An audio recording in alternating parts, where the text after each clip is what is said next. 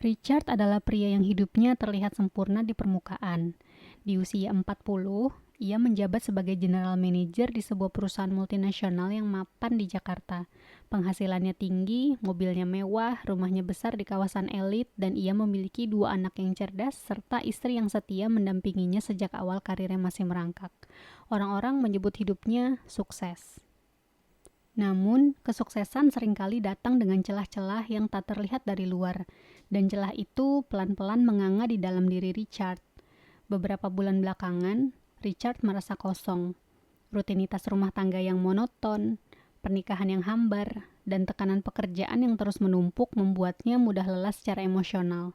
Istrinya, Livia, bukan hanya seorang istri yang setia di rumah, ia adalah wanita yang cerdas dan mandiri. Di balik sikap lembut dan tenangnya, Livia memegang jabatan penting sebagai head of legal di sebuah firma hukum bergengsi. Ia terbiasa memimpin tim, menyusun strategi hukum, dan menghadapi tekanan lebih berat daripada yang Richard duga.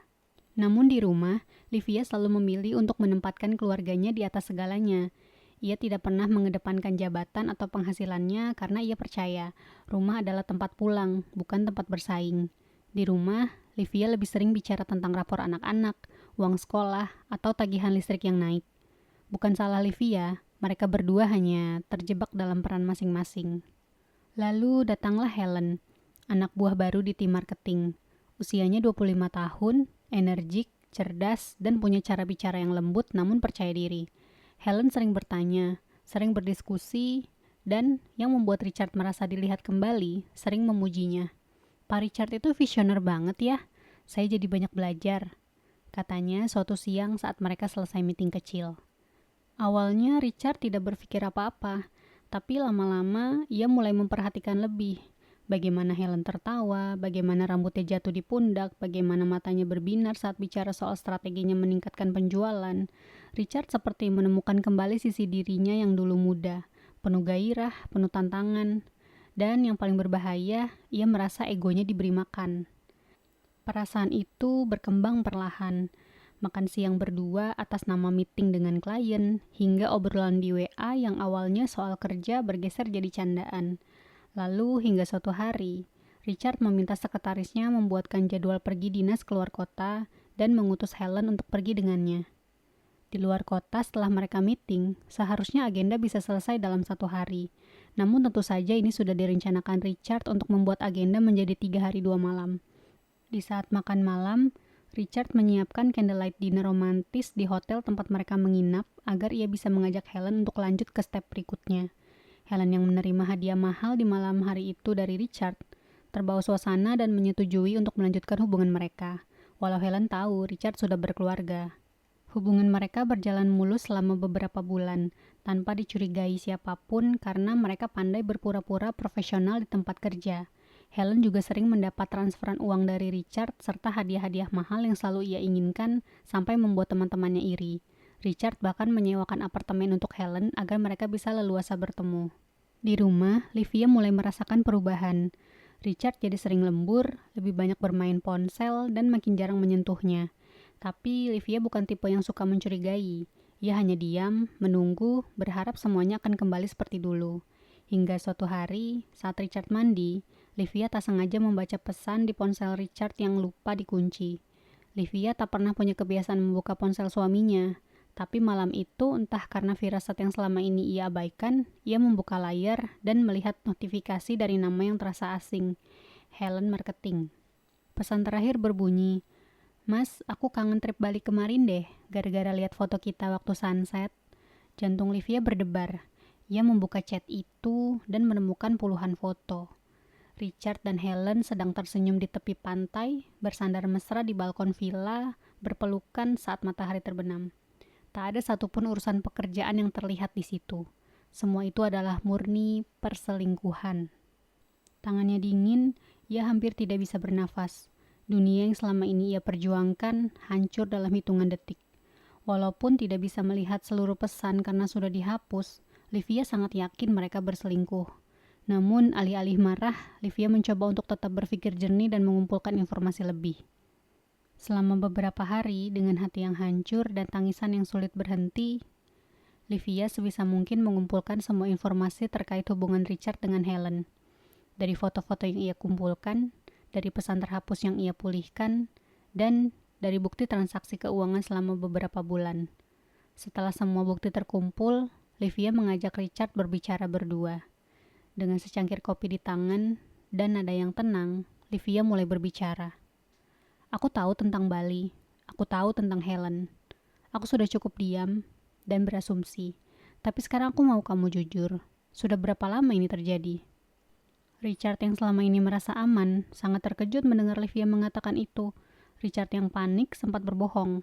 Tapi Livia menatapnya dengan pandangan tajam yang sudah terbiasa membaca ekspresi orang di ruang sidang. Kamu boleh tidak jawab, tapi aku akan tetap lanjut. Ini surat permintaan cerai. Aku sudah tanda tangani. Kamu tinggal baca dan diskusikan dengan pengacaramu. Tapi satu hal yang harus kamu tahu, aku akan memperjuangkan hak asuh penuh anak-anak. Richard mencoba membela diri, mengatakan bahwa ia tidak menyangka akan jatuh cinta pada Helen, namun tidak pernah berniat bercerai. Tapi Livia hanya tertawa kecil, pahit. Yang kamu rasakan itu bukan cinta. Kamu cuma butuh seseorang yang bisa mengelus egomu. Helen bisa, karena dia lebih muda. Dia kagum padamu dan yang paling penting, dia butuh uangmu, bukan kamu. Richard yang tidak pernah menyangka istrinya akan meminta cerai darinya, tentu tidak menginginkan perceraian terjadi.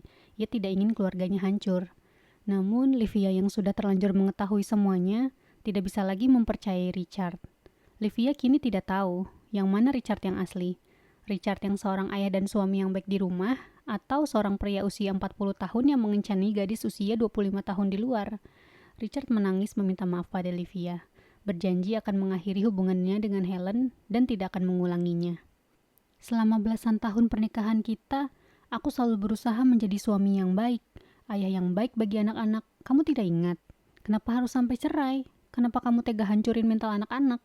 Ujar Richard pada Livia. Dengan menahan emosi dan tangisnya, Livia menjawab, waktu kamu selingkuh, apa kamu nggak ingat dengan belasan tahun pernikahan kita? Nggak ingat dengan anak-anak kita? Jadi yang mau hancurin mental anak-anak itu saya atau kamu? Saya laki-laki normal, Liv. Wajar kalau sesekali merasa butuh perempuan yang bisa memberi makan ego saya. Kamu wanita mandiri, ibu yang hebat untuk anak-anak. Tapi saya merasa ada ruang kosong di hati saya yang membuat saya hilaf. Tidak bisakah kamu memaafkan saya dan memulai semuanya dari nol? Tanya Richard dengan nada lirih. Livia pun menjawab, saya tahu. Ada fasenya laki-laki menginginkan tantangan atau mencari kekosongan di hatinya. Tapi semua itu seharusnya dikomunikasikan. Kamu sebenarnya punya jeda waktu mempertimbangkan untuk menyimpannya di pikiranmu saja dan kita mendatangi konseling pernikahan atau mengambil langkah yang bisa menghancurkan semuanya. Tapi kamu sudah mengambil keputusan kedua. Saya bisa saja memaafkan kamu, tapi saya tidak mungkin bisa melupakan. Ibarat vas kaca yang terlanjur pecah, walau coba kamu perbaiki, bentuk dan fungsinya tidak akan sama lagi.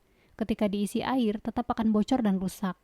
Setelah perdebatan yang cukup panjang, akhirnya Livia dan Richard sepakat bercerai dengan syarat Richard masih bisa tetap mengunjungi anak-anak mereka. Setelah persidangan, hak asuh anak-anak jatuh ke tangan Livia dengan pembagian harta gonogini sesuai hukum. Beberapa minggu setelah bercerai, rumor mulai menyebar di kantor. Seorang karyawan anonim menyebarkan tangkapan layar dan foto-foto Richard dan Helen saat di Bali.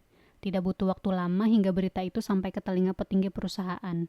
Di tengah tekanan publik, Richard dipanggil dan diberhentikan secara tidak hormat. Pihak perusahaan mengeluarkan pernyataan resmi bahwa perilaku Richard melanggar kode etik dan merusak citra profesional mereka. Media sosial dipenuhi komentar tajam, karir Richard yang dibangun lebih dari 20 tahun runtuh hanya dalam sekejap. Helen, yang semula begitu manis dan penuh cinta, tiba-tiba mulai menjaga jarak. Tanpa gaji dan jabatan, Richard bukan lagi sumber stabilitas baginya. Ketika permintaan uang dan sewa apartemen tidak lagi dipenuhi, Helen perlahan menghilang. Tak ada lagi pesan mesra, tak ada lagi kata kangen. Richard telah membuktikan perkataan mantan istrinya. Helen hanya menginginkan uangnya. Kini Richard hanya bisa duduk dalam kesepian bersama penyesalan. Ia tidak bisa lagi melihat tawa anak-anaknya setiap hari, tidak lagi mendapat support istri yang sudah menemaninya belasan tahun. Ia mendapat pelajaran bahwa rasa penasaran ternyata bisa menghancurkan pondasi yang dibangunnya selama bertahun-tahun. Pengkhianatan, sekecil apapun, selalu meninggalkan luka panjang yang tak mudah sembuh. Richard menyadari, ini adalah konsekuensi dari pilihan yang ia buat. Ia terlalu fokus pada part kecil yang membuatnya kehilangan sebagian besar yang sudah ia miliki di hidupnya. Kisah Richard adalah cermin bagi banyak pria, kadang dalam berbagai kasus juga wanita, di usia matang yang merasa kehilangan arah di tengah pencapaian. Di balik jabatan, kemapanan, dan rumah tangga yang terlihat sempurna, ada rasa sepi yang kadang menggoda untuk diisi dengan cara yang salah. Menginjak usia yang semakin matang, banyak hal berubah, mulai dari fisik, hubungan, cara pandang, dan keinginan terdalam. Tentu saja hal ini wajar, karena manusia berevolusi. Maka penting untuk menyiapkan diri bukan hanya keuangan, tapi juga kesehatan mental dan emosional. Karena terkadang, godaan terbesar datang bukan dari luar, melainkan dari dalam diri sendiri. Dari rasa bosan, dari haus akan pengakuan, dan dari keinginan untuk merasa mudah kembali. Richard kehilangan segalanya bukan karena dia jatuh cinta, tapi karena ia memberi makan egonya lebih dari cintanya kepada keluarga. Dan Helen hanyalah salah satu contoh dari berbagai godaan dalam kehidupan pernikahan. Orang seperti Helen pun pasti akan menuai apa yang ia tanam. Jika kamu merasa ada kekosongan di hati, jangan mencarinya di luar. Lebih baik dikomunikasikan dengan pasangan. Kalau perlu, konsultasikan dengan ahli pernikahan. Berkhianat hanya akan merugikan. Logikanya seperti ini. Kamu sudah memilih pasanganmu karena dia memiliki kurang lebih 90% yang kamu cari dalam hidup. Kalau kamu tergoda hanya karena kamu menemukan 10% kekosongan itu, kamu akan kehilangan lebih banyak. Memang tidak ada manusia yang sempurna, termasuk Richard, tapi ingatlah bahwa hidup tak pernah memberi jalan keluar tanpa konsekuensi.